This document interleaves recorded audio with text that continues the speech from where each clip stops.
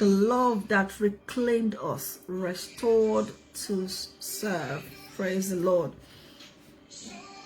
And our key scripture for today's sermon topic is taken from the book of John, chapter 15, the book of John, chapter 21 rather, verse 15 through to 17. Praise the Lord. Okay. Through to 17.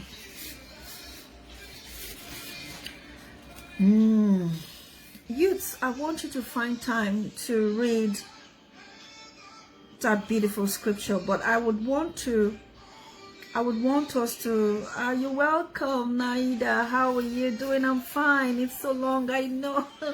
Oh, it's so long, I know. It's been a week, but it feels like a year, because this is my joy camp. Praise the Lord. But I took time out to carry out some writing, some inward reflection, and spending quality time in the presence of God, ironing out my challenges to God,